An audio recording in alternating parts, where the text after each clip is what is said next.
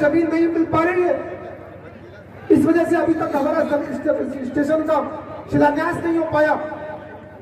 लेकिन मैं खुशी की बात बताना चाहता हूं कि 2 जमीनों को हम लोगों ने चिन्हित कर लिया है। बहुत जल्द अपने बरहनी में 220 KVA का सब स्टेशन की शिलान्यास रखने जा रहा हूं। समस्याएं होती है, किसान कहते हैं कि हम अपनी जमीन नहीं देंगे, लोग कहते हैं कि हम अपनी जमीन नहीं देंगे।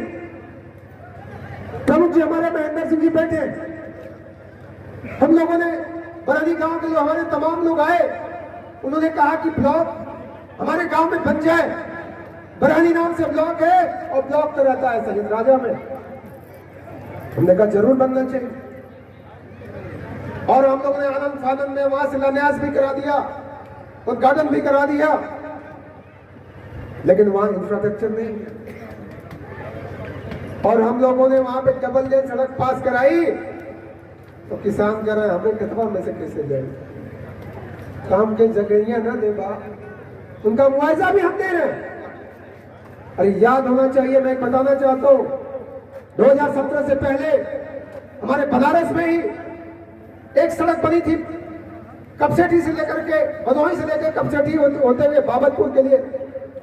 समाजवादी पार्टी की सरकार ने उसमें सड़क तो बना दिया, 70-80 करोड़ की लागत से सड़क बना दिया, लेकिन किसानों का मुआवजा नहीं दिया। लेकिन हमारे मुख्यमंत्री जी ने कहा कि हम किसानों के लिए काम करते हैं।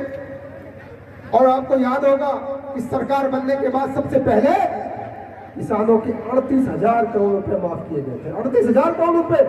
और हमने कहा महाराज जी, जिस क्षेत्र में हम रहते हैं, हमारा घर है, वहां पे अखिलेश यादव जी की सरकार ने सड़क तो बना दिया, लेकिन वहां के किसानों का दर्द है कि उनका मुआवजा नहीं मिला।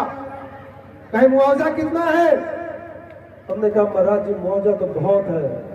बोले मुआवजा कितना है? हमने कहा 200 करोड़ रुपए।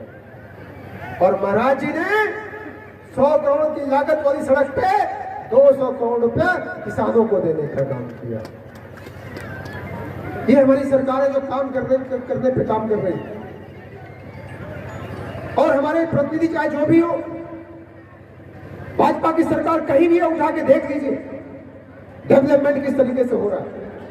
आज ही जनपद में कोई हमसे चर्चा कर रहा है विकास पे, तो कहे मोदी जी ने तो बहुत काम किया है। हमने कहा हम कहते हैं कि मोदी जी ने तो बहुत काम किया है, पहले आपको योगी जी के बारे में बता दें, तब मोदी जी की चर्चा करेंगे। कहे बताइए, क्योंकि हमारे प्रिंट मीडिया और इलेक्ट्रॉनिक मीडिया के लोग भी हैं। मैंने कहा जोड़िए, मेडिकल कॉलेज किसका है? हमने कहा जोड़िए, मेडिकल कॉलेज किसका है? हमने कहा पुलिस लाइन किसका है? अरे जिला तो पहले भी बना था। हमने कहा हमारे जिले की कोर्ट बन रही है, वो किसकी है? हमने कहा सैदपुर से जब शुरू करते हैं चंदौली आते हैं, वो सड़क किसने बनाई? स्टेट गवर्नमेंट में योगी जी की सरकार ने बनाई। हमने कहा पड़ाव से जब आप आते हैं चकिया मुगलसराय होते हुए, वो सड़क किसने बनाई? तो हमने कहा योगी जी ने बनाई। आपको याद है कि नहीं याद है? हमने कहा पड़ाव से लेकर रामनगर जाते हैं, वो सड़क किसने बनाई? हमने कहा योगी जी की सरकार ने बनाई।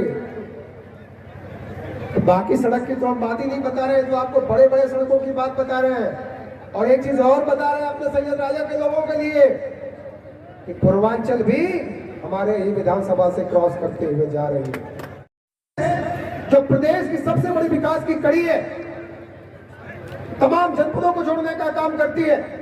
हमारे प्रयाग से निकलेगी, हमारे बनारस से आते हुए सीधे मिर्जापुर बॉर्डर से होते हुए चंदौली में आएगी, और चंदौली से हमारे सैयद राजा से होते हुए सीधे जमनिया को जाएगी, और जमनिया से गाजीपुर होते हुए जाके सीधे पूर्वांचल एक्सप्रेस को मिल जाएगी। ये क्या विकास नहीं दिखाई देता लोगों को? लोगों को दिखाई नहीं देता? आपके चकिया से लेकर के आपके अलीनगर चौराहे तक सड़क 4 लेन बन रही है, दिखाई नहीं देता? आपके भारतमाला की सड़क हमारे ही जनपद से जा रही है, वो आपको दिखाई नहीं देती? लेकिन लोग चर्चा